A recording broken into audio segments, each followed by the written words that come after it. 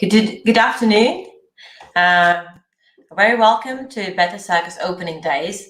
And today we have a debate where we have invited 4 projects that have been approved by the European Commission in 2020 for co-financing by Creative Europe program in the field of circus art. They are 4 very different projects with different goals and different priorities, but all of them are focusing on innovation and opportunities for the contemporary circus artists in Europe. So today with me, I will have Bruno Costa from Bússola in Portugal, who is going to be representing the project Better Circus. Antonia Kuzmanić from Croatia, from Room 100, and who's going to talk about the project Circus Without Circus. Viltaute Žemelytė from Red Noses International, based in Austria, presenting project ClowNexus, and Olle Saloranta from Sweden, from company Saloranta and the Vylder, talking about the project The Sphere. Thank you very much for being with us today and agreeing to participate in this debate. Maybe I could ask all the participants to shortly present their projects so we have a little background before we start the discussion. Can I ask you, Olle, to start? Yeah, sure.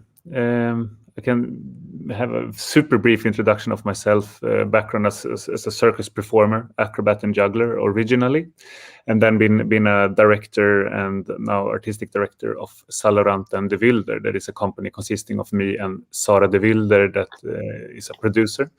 And we're working with finding new formats and ways of working with circus as a starting point, at least.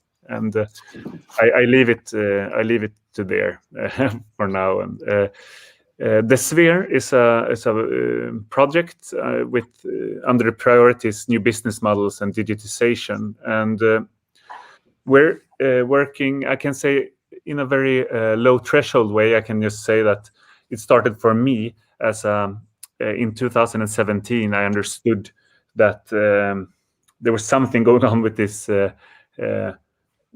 cryptocurrency something, and I was very not really knowing anything about this, but I got a bit interested when someone talked to me that Ethereum, which is the second blockchain 2.0, you can say, that it was both a currency and also a new way of organizing. And I was really thinking about the currency as like a coin, and how can it be a new way of organizing in this complex way that people were describing. So I was just diving into this. So with this starting point, I was just thrown into a world of a lot was going on, and I understood when I stumbled across a project that was called the Plantoid project by Primavera de Filippi, which was actually that she created this beautiful metal plants that you could feed with Bitcoin, so they moved a bit, and they had a very weird digital soul in them that was making Bitcoin transform into funding that could make artists create the iteration of that plant when it reached a threshold. So I was just thinking, what if this plant was a circus performance? This was the original idea. So if the circus performance is reproducing itself when people are appreciating it or participating in owning it, and the project itself is like a subject, and it's not the director or the artist, it starts living around and maybe pops up in different places in the world and so on. So this a bit abstract but still possible idea was a starting point. I say this because there's a lot of interdisciplinary work in our project, and there's a lot of phrasings and difficulties to understand it quickly because it's in such a new field. So having said that, I can say that we're a 3-year project that aims to develop a Web3 community platform for self-organization in the performing arts and circus especially. And as a new transnational business model powered by distributed ledger technology, blockchain, the sphere will enable every agent in the digital ecosystem to participate in the shaping of new organizational, aesthetic, and economic forms. So basically, we're looking also for how are we producing Circus at the moment? What is the ecosystem? How can we have an invested audience as stakeholders, artists as stakeholders in different performances in the ecosystem, and participating in curating festivals, etc. And just at this very moment, we're looking into developing some new methods to democratize decision making and increase stakeholder involvement and open new funding channels, and reducing coordination costs through using smart contracts. Creating more visibility for artists and performance across translocal common spaces, enabling audiences and institutions to support, create, and curate performances together, and also then create an interface that makes it easier for audience and private actors to participate in the conception of productions, creative processes, and curation of festivals. A practical response to growing demand for transparency regarding how and in whose interest decisions about the common are best made, and opening up the cultural field for experiments as well as for robust and sustainable alternatives to centralized and private decision-making. And in our project, we have, it's a large-scale cooperation project. We have a few partners, that it's Cordata 4 from Italy. We have Berlin Circus Festival. We have Lithuanian Dance Info Center, Maison de Jonglage from France, Paris, and Steven Backelder, that is a game design studio from Stockholm, Sweden, and Stockholm School of Economics in Stockholm, and Teatro da Didascalia. And then we have also the Nordic House of the Faroe Islands. We have La Serre Art Vivante in Quebec also. And then we have a residency place in Vermont also as a partner. So yeah, that's it for now. I guess we will talk more about this later. Thank you very much, Olle. Maybe Antonia, you would like to continue. Hi, hello to everybody, and thank you for the invitation. My name is Antonia. I started as a circus artist in 2010, and in 2015 I switched more to the production. I have a company called Room 100, a residency venue, and a festival that started last year, Peculiar Families Festival. We are a partner on the project Circus Without Circus. It's an interdisciplinary research project that started last year, and it's going to last until 2023. It's a small cooperation project. The leading partners is Circus Centrum from Ghent. Then we have KIT, Copenhagen International Theatre from Copenhagen, and Le Ménage from France. And each of us have an associated partner. So we have here in Croatia, Arts Academy. In Denmark, it's Nona. In France is Césarée, and in Copenhagen is Dynamo Workspace. Sorry. So this project is all about mobility and artistic research, interdisciplinary research, and actually sustainable careers. So idea is that we selected 19 artists. 9 of them are from the circus field, and 9 of them are from other art forms. For example, we have architects, musicians, designers, dancers, visual artists, etc. We have decided about duos. So we have connected the artists together. This is the artists that actually doesn't know each other, and they never work together. And we are giving them an opportunity to have 12 days together on a residency and to actually explore, research, exchange ideas, and to create together.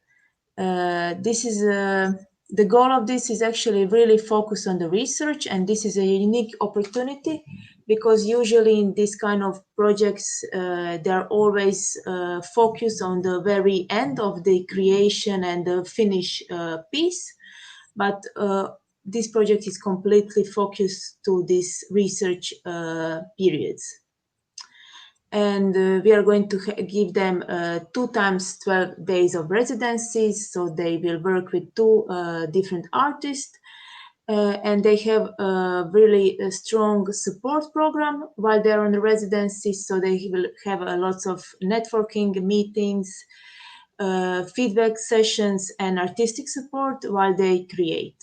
This was planned, and this is an idea because we would really like to help emerging artists to develop themselves as authors, not and interpreters, and to really help them to create a sustainable career. At the moment, we had the first residencies here in Croatia, and then we are now preparing for the second one in Belgium. That's it for the moment. Thank you very much, Antonia.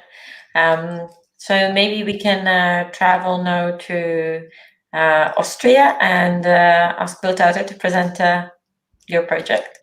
Yes, thank you very much. Super nice to be here in this beautiful creative crowd. I'm Viltaute. I am originally from Lithuania and working with healthcare clowning for more than 10 years now. And I'm a big believer and a fan of clown. And as we all may know, I guess the clown in circus is the one that is reminding people to breathe after, triple salto just happened and everyone was super kind of impressed by everything. So it's more than natural, I think, that the clowns from circus arenas going to look for new audiences went to the places and environments where stress is somehow intrinsic part of the space. And therefore we started working in hospitals and in social institutions that care for elderly people, and working with people in refugee camps and on the migration context. And this movement kind of developed throughout 30 years. And Red Noses International is an umbrella organization connecting 11 countries throughout Central East Europe and Middle East. And we are kind of have this in our DNA, kind of going and pioneering new ways and new audiences, and kind of looking for new artistic approaches. How can we do our job better? And in 2019, when we were preparing this project, we were talking with our partners in Europe and thinking, where are the limits that we have reached already with our artistic approaches? And somehow it was quite clear that the most sensitive audiences were somehow overlooked, or we didn't feel so comfortable addressing them. So we decided that we really want to learn and to know how to work with children and teenagers on the autism spectrum, and also with people with dementia. And for this, we understood that we really have to approach the topic with co-creative mind. So we cannot do it anymore alone. And we wanted to really discover and experiment and create together with our audiences. And for this, we gathered partners from 7 countries, Lithuania, Finland, Spain, Croatia, Austria, the Netherlands, and Hungary. And in a nutshell, ClowNexus is a series of international artistic laboratories that have a very important focus on co-creation and international exchange. And it is accompanied by a great ambition of learning, finding out monitoring and evaluation tools, how to approach all the things that we do together with our audiences with a learning perspective. And as well, we have kind of a plan to do a lot of awareness raising about arts for well-being and putting our audiences in the spotlight and in the focus, and really inviting other artists as well to kind of develop art closer to vulnerable audiences, together with vulnerable audiences. So main goals. So our main priority from kind of Creative Europe selection was audience development. And we are really looking into social inclusion, professionalization of the artists in the healthcare, clowning field, and international exchange. So this is more or less the nutshell presentation of this project. Thank you, Viltaute. Sounds like a very beautiful project. Bruno, so can you talk about Beta Circus a little bit? Hello, everybody. Thank you, Māra. Yes, I will try to be short. I'm Bruno. I'm working in cultural management in the last 10 years in Portugal, and with a special focus in circus and street arts with Bússola. And Beta Circus, it's a small-scale cooperation project. So it's a partnership in between Bússola in Portugal, Teatro Necessario in Italy, Ludifico in Serbia, and Rigas Cirks in Latvia. And it born from necessity that we'll find in the circus market in some countries. Is difficult to have access to training and learn from new techniques from circus, especially some specific skills that are born in France, with some difficulties also with the language. So the projects aims to address new trends in contemporary circus arts, finding opportunities to to focus on this lack of opportunities to training, and is in prior a capacity building for project for a group of international participants. So we already selected 12 emerging artists with different ages. We mean emerging people that want to bring something new from their careers. And these participants will travel, so it's capacity building with mobility, will travel in between Portugal, Italy, Serbia, and Latvia from this summer until March next year for different training weeks with different trainings mentors with different perspectives of new magic. So this is the trend that we wish to work in the project, trying to learn more about that and find some impact for their career. So this is a final point of the project. It's very important that the participants have something new, also to internationalize their careers. Another level is the local opportunities. So we have talked about 12 participants, but it's we be in mind also the local participants, the local circus scenes. So in every country, soon we will have news about the local open calls. 6 extra participants from the countries that host activities can join the local training week. So this is another level of opportunities that we want to bring from a European project for the locals. And I think that's it for now. Thank you very much, Bruno. I feel there's a lot of connections between these projects in terms of concentrating on the process and really learning things and giving time for the research and building the capacity of actually the artists working in the field. One thing that I really heard in all of you was that in the frame of this European collaboration project, you're working with other disciplines, working in interdisciplinary ways.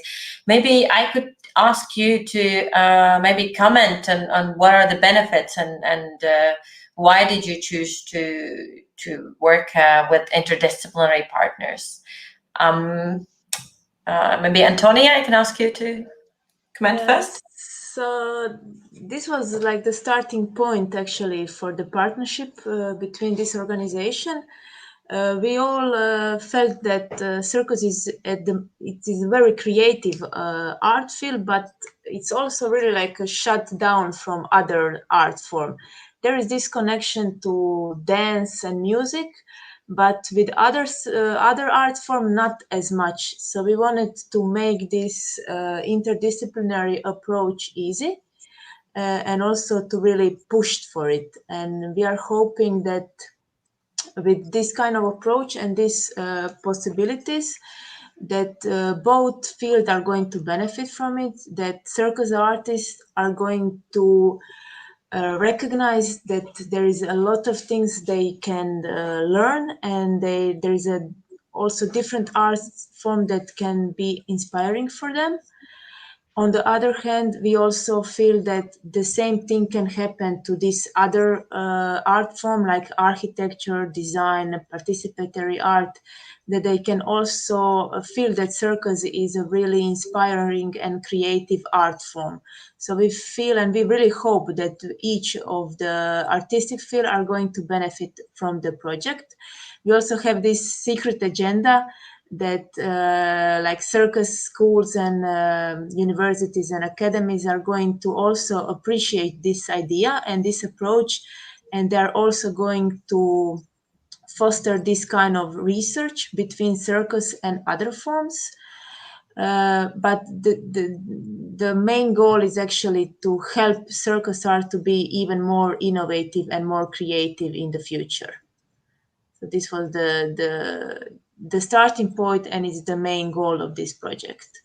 And we are really hoping that with these residency times, we are going to either really be a starting point for some collaboration that each of organizations that are partners in the project can follow up, or it will just have this moment of, aha, there is something that I would like to further continue researching in the future of each of the artists.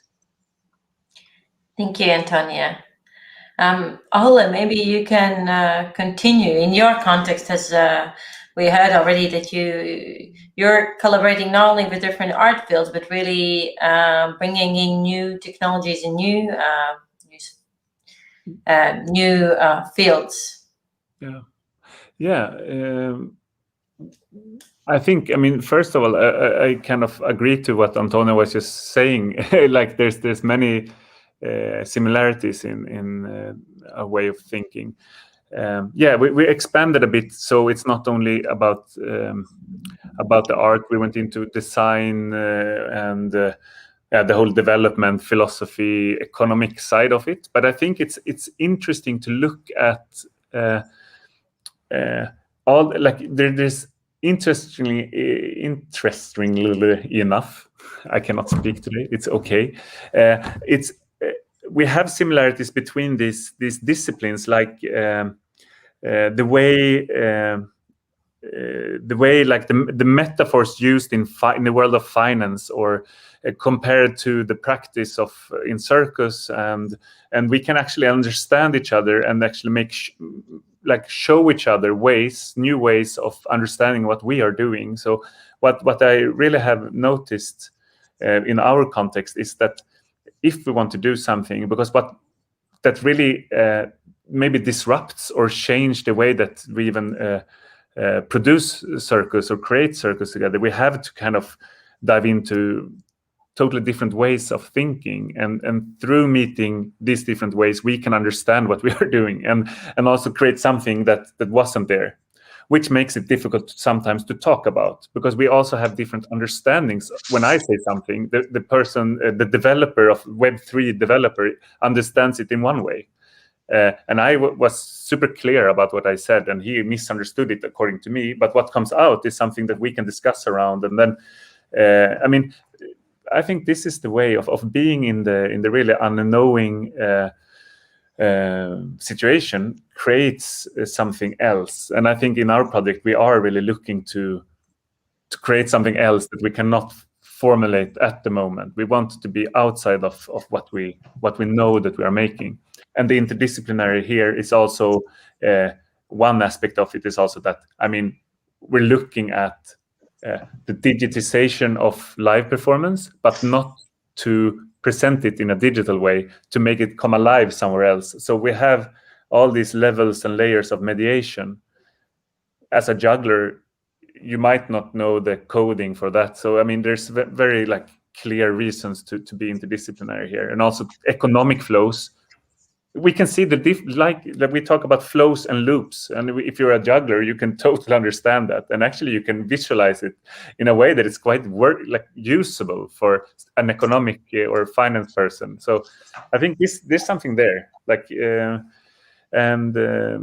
also expands the notion of what circus could be in other fields that wouldn't even appreciate circus, that now sees that, okay, they even recognize the circus arts entrepreneurial history, but also what could it be today. So I think it's a nice way, a hack, to have circus be relevant in Stockholm School of Economics in a new way, or in I don't know, any kind of field. The Berlin crypto field kind of talks about circus, and we're really coming forward as an interesting project to the crypto world at the moment, working with circus. I think it's a nice way of see what can circus be in or become in 5-10 years or sooner, maybe. Yeah. Yeah, definitely. It is very interesting. Viltaute, you're working already in a kind of interdisciplinary organization, because you have together art and healthcare. Is there something that you added in this project to collaborate with some new sector, or you continued your... Did this project add up some interdisciplinary collaboration to your work? I think what is important here is understanding your own limits of approach, because I think we reached our limits in a way because we were creating our performances or approaches in the rehearsal room alone. And now, and this is, I think, the most important part of this project, is to work together with the whole professional team and the audience there, and kind of trying to answer artistic questions through interaction and cooperation and relationship with audience. Because clown, it doesn't exist without audience. Clown happens in connection with the audience. And therefore we want to try to create everything from scratch already together with our co-creators in a way. And this is very new for us, because we are still coming, majority of the people in the project are artists that are trained in, classical clown schools, and kind of has this a bit of resistance of the audience, that audience comes, like on a dress rehearsal, usually not kind of doing stuff together from beginning. So I think this is a new thing for us. It's very challenging, but also very kind of inspiring, and just to stay in the room together with sensitive people who can express their life very clearly, very human, very kind of connecting with you. So this is a big gift for us, because while interacting with them, we are changing ourselves. So it's not only an impact on the target group, it's impact on us and our arts. So it's really interesting. Yeah, so it becomes not just an audience development when we have come to this. It really, we can really start to talk about audience inclusion, and I think audiences also develop us. Not only that we are developing the audience, but the audience develop us a lot, the arts. Maybe then we can go further and talk about the audience development aspect of these projects, as we know that is a big part of Creative Europe priorities. Maybe Bruno, you can talk a little bit about audience development aspect in the Better Circus project. Yeah, sure. Even this is not our main priority, but we realize in the group of partners that it makes all sense that not only we arrive or we achieve the capacity building program of the 12 plus the 6 in every country, but we are organizing parallel activities. So this is one of them. So also for advocacy, for thinking and to discuss about the process. But as our topic is new magic, so in the designing of the process, so really beginning before the application, one of the phases that we designed for the project is the performances for the live audiences. So if new magic is concentrated in the small region in Europe, so one of the things we will do is to invite artists that will travel to train. This is not only to train, so they will perform for the local audiences. They can have a chat with the local circus scene. And in some countries, so what we'll have it more concrete for Serbia because September is tomorrow. So that will be some parallel activities in advocacy for the local sector. So the circus players from Serbia and why not the countries around can connect for a specific session before the public seminar in advocacy, just to discuss the circus in the region and how it could help the territorial development or the development of the organization. So it's other layers. So capacity building don't only needs to mean new magic, don't only needs to mean the artists and this field, and could be something more in other layers. I think that's it. Thank you, Bruno. Antonia, you mentioned that audience development is important as well in your project. Can you comment a little bit on how you are, what are you actually going to do to achieve these priorities? So each of these residencies, we are doing it, so each of the country and each of the organization is hosting 2 duos at the same time. So also not the artist working in duo is meeting, but also the 2 duos are meeting in the same moment. So I think it's interesting because then you actually meet more artists, but you are working closely to one artist. Each of these residency is going to finish with a public presentation, not maybe in a part of like really presenting something on the stage, but like maybe it's a talk or a discussion or just a presentation or some videos and photos that about the research and about the methods they have during these 12 days. And then we have on top of that, we have 4 big public presentations in each country, and the first one we are going to have is end of August in Copenhagen after the residencies there. We are hoping with this approach of actually connecting circus with other art forms to really reach some new audiences, maybe the audiences that are actually not into circus, but maybe they appreciate good music or good visual arts, and they will be interested to come to see something that is related with circus, because it's not only circus.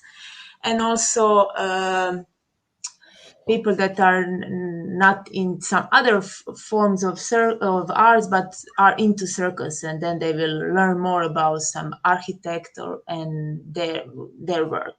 So this is the way we are hoping to actually develop audience, and also to open their mind to this approach of interdisciplinary, because there is not a lot of things going in this field of actually different arts formed working together. So let's hope to really reach for some new audience in each of the countries involved. I think with all 4 projects reaching out to different sectors, there's some good chance that some of these objectives could be attained. Even in the moments when we were doing the selection, we have over 500 of candidates. So let's hope that at least people that were interested in the projects and they are artists are going to really follow up on the project when the project is happening in their country, and they will follow it and see the public presentation and maybe invite some of their friends, families, colleagues, and we will really spread the word about the projects. Thank you. By looking at all 4 projects, I think there's another very strong strand that stands out, which is the sustainability and the development of the careers of the artists. which I've seen in all 4 of the projects. I'm wondering if you see that this European collaboration is the way how to actually improve a sort of sustainability of the artist's possibilities to work in the near future. Someone who maybe would like to respond on that? Thank you, Bruno. Okay, it could be. I think there are no final replies yet, so it could be a starting point. I think everything we can do to support the careers of the, I don't want to mean artists, but the cultural field professionals in this discussion, the circus professionals, because in the project we have selected one light technician that will have capacity building in the process. So I think then it is one extra layer, and some of the participants who had selected are not artists with 25 years old, just in the beginning of the career. So it's people that in the application and the interviews prove us that they have something to do, something in mind to do with new magic in the near future. So this is one of the points we put in the selection criteria, trying to not make sure, but make more sure that these people will really benefit for the process. Because if you just want to pick up, you can go for a small workshop. And so I think my main reply is it's a starting point. I think a small scale cooperation project will not solve the problem, but if there are more projects going in the different layers that we can support the careers, the internationalization and the sustainability of the careers, I think will be great. Thank you, Bruno. And if we look more globally at this, not only on the projects that we are all working on at the moment, but what for you are the priorities for improving the sustainability of circus art and the situation of circus artists in the future? Or what is the biggest challenges at the moment, maybe?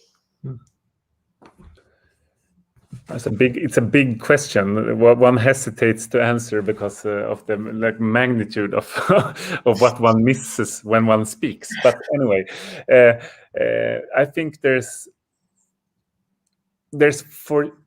from what I see is how we can actually have a global, more easy way to globally co-produce and share our works in different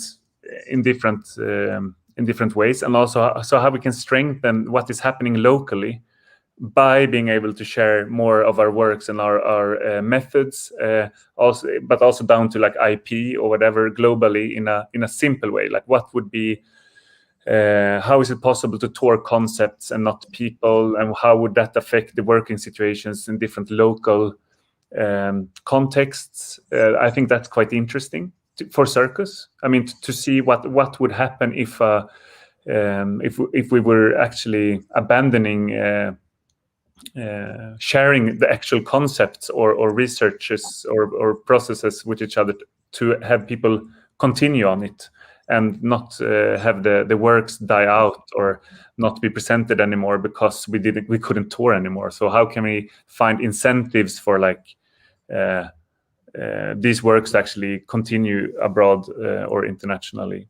Also, how can we in an easy manner match different national state funding with different ways of sharing or finding private investors, but also as audience, as investors, but also as maybe co-owners of the works and of the context they're appreciating. Another way of also activating the audience as participants in the ecosystem globally. So I think there's a lot of possibilities that I see in ways of sharing the knowledge, information, and resources globally to make local presentations happen or work happen in better ways, because I really believe that a living local ecosystem is what I lack here, at least, and I see it everywhere, that we have like a potential, but it's not really happening. The infrastructure for circus in Sweden at the moment is really bad. I mean, I think there's 2 employed circus artists in Sweden at the moment. You know, it's like, is this? Or I mean, full time and with a longer perspective. That get salaries for sure. So this is not sustainable at all. We have to help each other internationally for sure. But for me, it's also interesting this freedom part of, because I think it's circus. What is very beautiful about it is not institutionalized so much as all the other art forms, like music, you know, all these old kind of massive institutions, and how to actually be sustainable and be present, be actual, without being too institutionalized, but rather having spaces to be in. And I think from the perspective of our project, which is quite niche, of course, is this building stages for ourselves, or finding audiences, or discovering the needs that they're already there. It's a way somehow to go in a sustainable way, because as long as we're needed, we are there. This is a sustainability kind of point. So for me, it's also this is somehow very important, not to be too institutionalized and keep the artistic freedom and kind of flexibility, and this kind of also old notion of circus, you know, like this moving around and changing partnerships and artistic constellations there, but still kind of find a stage for ourselves. Yeah.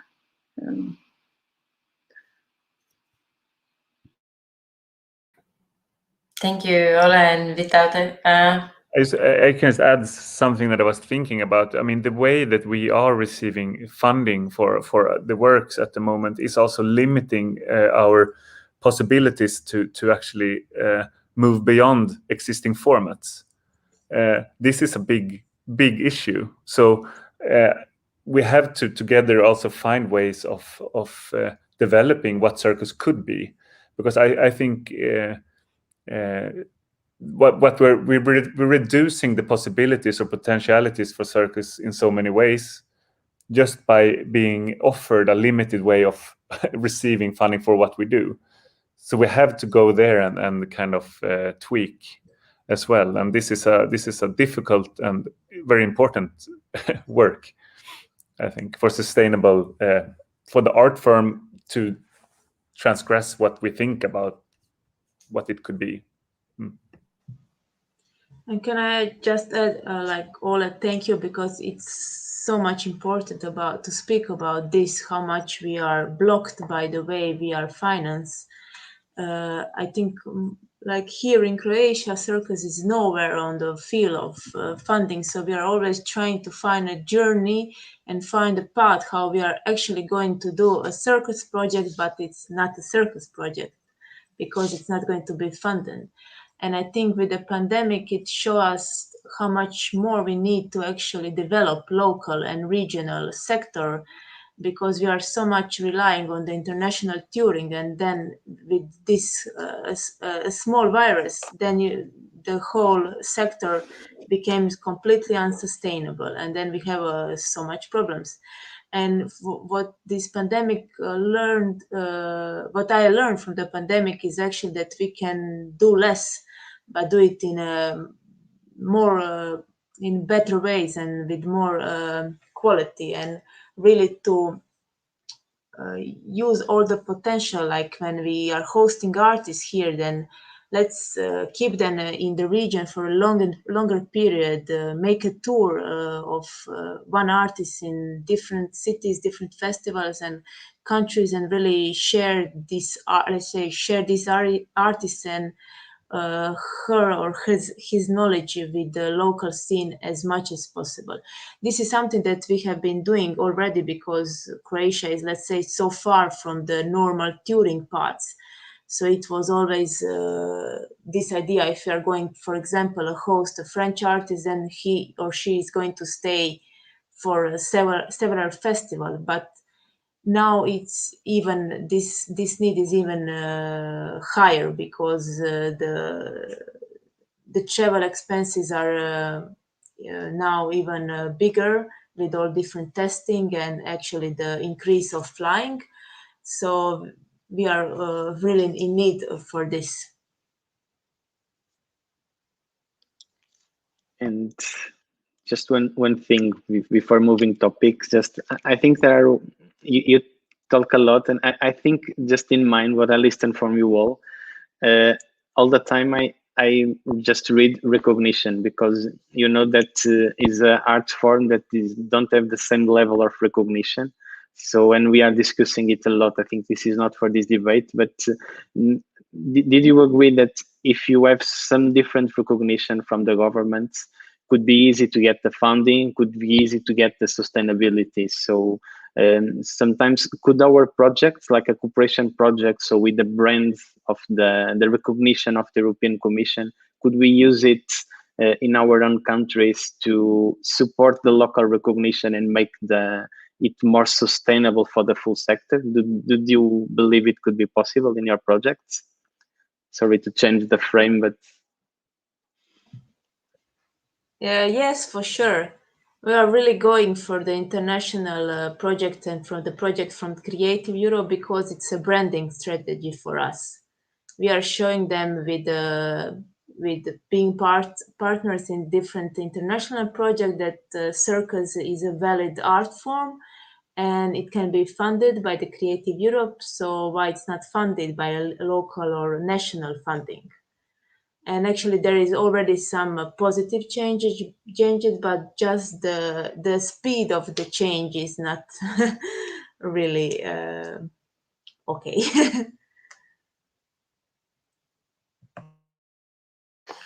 Thank you, Bruno. I think it's an excellent point and an excellent question about the recognition of the circus arts, and we talk a lot about that. And I think the idea to collaborate with other sectors and to find other ways how circus can be interesting for other sectors and other audiences has already been touched, and it's very interesting.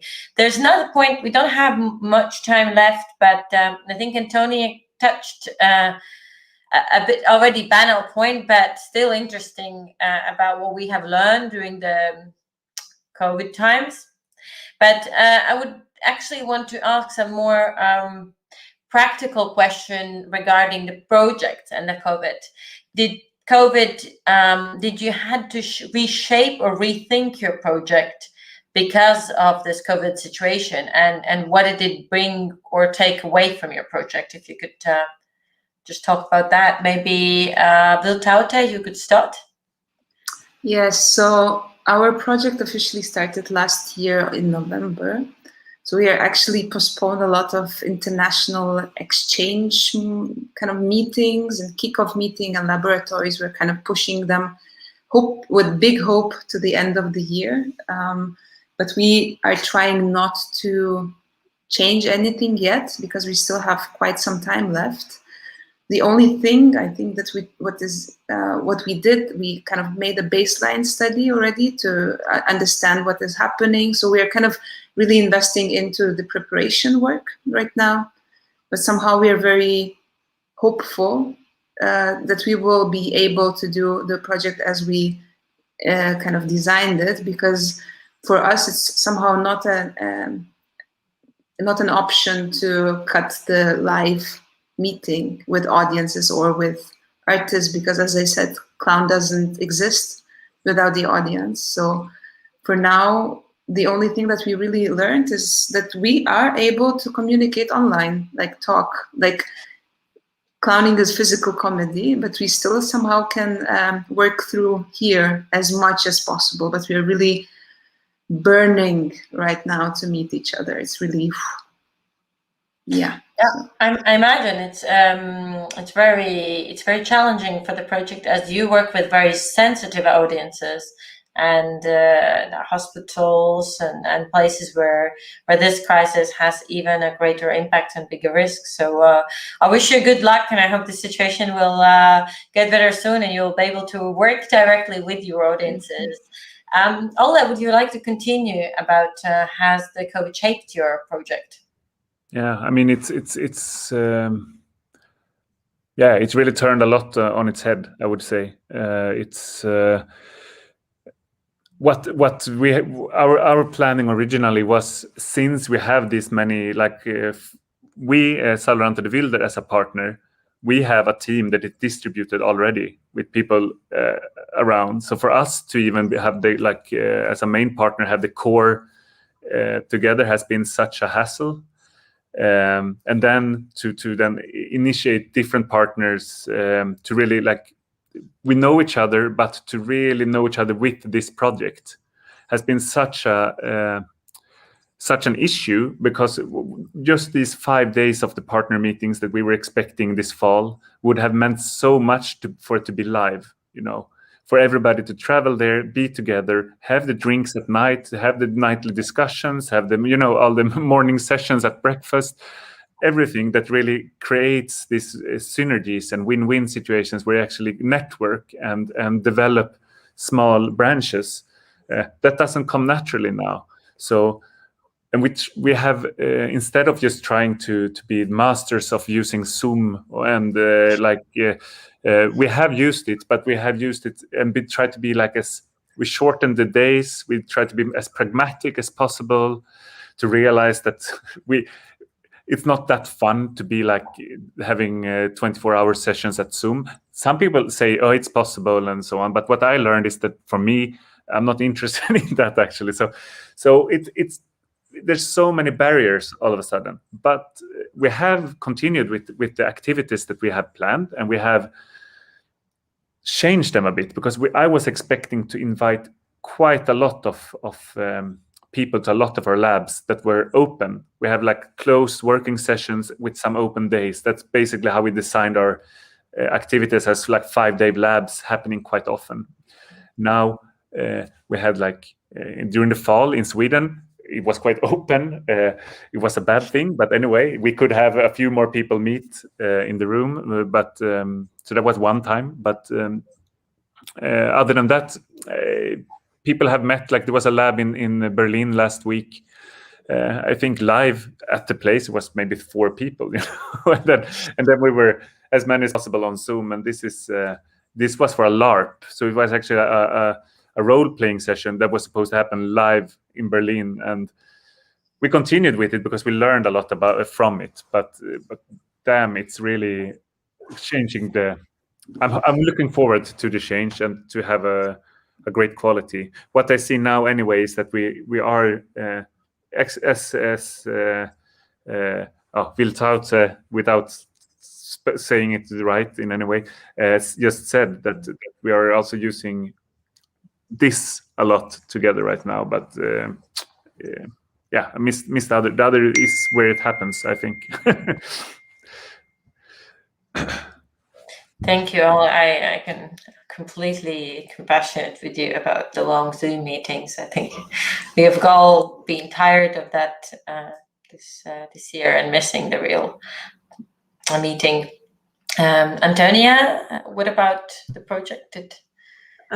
So we started in September last year, and we couldn't have a kickoff meeting and a selection meeting. So we actually, and I completely agree with Olle that it's not only about this meeting, but it's about this discussion, and it will be so much better for at least selection days to be together and to have this networking moment. But on the plus side, we saved some money, and then we could invite 2 more artists in the program. So that's a really nice thing. In Croatia, in the residency, it was really stressful with the corona, because this project has 2 main pillars. So one is this opportunity to really research, experiment, and exchange. But the other part is the support program, and it's all about networking, mentorship, meeting other people, meeting the key players in the field, and then it's all about how much risk you want to take, because you need to assess who you want to invite and how many people, and the goal is for artists not to catch the virus, because it complicates a lot. So we had to really think about who are we going to invite to, for example, public presentation, because you wanted to invite some circus people that are in the city, then you want to invite some like regular audience, you want to invite some theater directors, but in the end, like you have like a limited number of 10 people in the end. So you will really have to really like invite by person, and you cannot have a public call. So it was really like so much work and such a beautiful research period, but in the end it's like for up to 10 people. We are going to have like a diary and photographies and videos on the website, but of course it's not the same. I mean, I really hope soon we are all going to be vaccinated and safe, and it's going to be more normal, because like this is the part, the support program is really something that it's in the risk in the moment with the COVID. I just want to add that dissemination-wise, there's some benefits of this weird situation where we have recorded and are working with the distribution of a lot of the talks, because everything had to like translate into different talks and seminars and discussions and panels. So all our team thinking and everything is like we can share it on our YouTube channel or stuff like that, and that's at least I think that we will have a lot more to share earlier. But who has? I mean, it's 90-minute discussions. I know that there's few people maybe that are gonna consume them, but the possibility is there. And then if you do it, you're like an insider. So it's pretty transparent in one way. Yeah. Bruno, would you like to add something up on this topic? Maybe really fast? Yeah, just really, really short, because I agree. So, and I really agree with this last part of Olle. So we don't change a lot the shape of the project. We mostly change dates, maintaining the end of the project, what in fact was possible. But I think what was lots of things was bad in COVID, but I normally have look mostly for the good part. And I think the good part is, even we don't like the Zoom meetings, I think we find strategies for the future, because we need meetings in person. I agree with Antonia. So for the selection, it will be great if we meet all, but we save lots of money. And I think Māra, being one of the partners, can confirm me if what I will say now it's true or not. But I think as a cooperation project, as a partnership, the regular meetings we can do online, and we are not, even Zoom is available in the application, but we are not expecting when we do it, makes the process more fluid, and all the partners can make comments, suggestions. It is more like a team than previous projects that we was forced to use this tool. So I really hope, even meeting in person, that for the future we can continue using this digital, especially for planning and to maintain connections. But we miss travel and meet people. Thank you very much, Bruno. And I absolutely agree. I love meeting my colleagues in real life, but some international work has gotten more efficient because we can meet more often and stay in touch. Not only meet when we actually travel. Our time is almost up, and even I had many more questions, but maybe you, if you have anything you would like to share in terms of what would you wish European Commission on this Creative Europe project would try to develop in the future? You know, what do you think the support is needed the most in the future for? Maybe we could end up with some positive wishes for the future, or maybe something that you really appreciate that this program already makes you able to do. Can be as well. I would like just to add that, like, I'm really a fan of Creative Europe, and now we are all waiting for the new open call and new projects. But like this kind of project that is completely focused on the research, and there is nothing like there is not a pressure of actually having like a final product that can be, let's say, sell. I think it's a really beautiful part of Creative Europe. For example, in Croatia, this kind of project will never be supported because they are always waiting for the final product.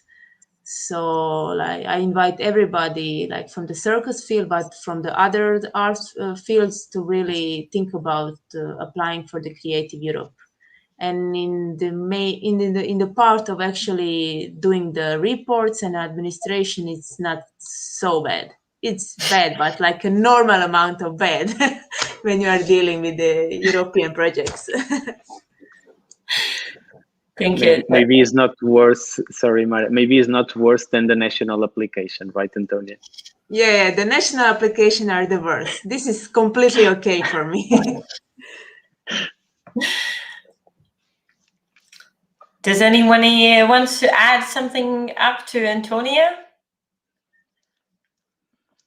Maybe I think Antonia touched the point. So I think it's an opportunity for the organizations to find strategies, first to work in cooperation, because normally it's difficult with the national funding. They support to create a piece or to travel with a piece for another country, not to create this kind of connections. And as Antonia say, to research, to explore, to test new experiences, then you can use that later, or Olle Europe. So let's talk about dissemination. So I think Creative Europe is also about that. So that's why we're doing today. So share about the projects with all the people that wants to see. We know that digital is not so much, but someone will pick something and maybe can use for other projects to upgrade it. I think this is one of the most important parts. Thank you. I think also the to really promote that it's possible to apply for this funding. I mean, just what has been mentioned already, but I mean it's and artists in general, circus artists in general, are just not doing it. It's only administrators or institutions basically that are applying for Creative Europe in Sweden because they have the power or the resources to do so, they think. I would say it would be interesting to see more artist-driven projects, which means that they have to realize that it's possible, and also, of course, get the right amount of help and introduction and so on. But this is something that I would say that it's worth it for everyone to actually go for it. A lot of good shit can happen, which is good.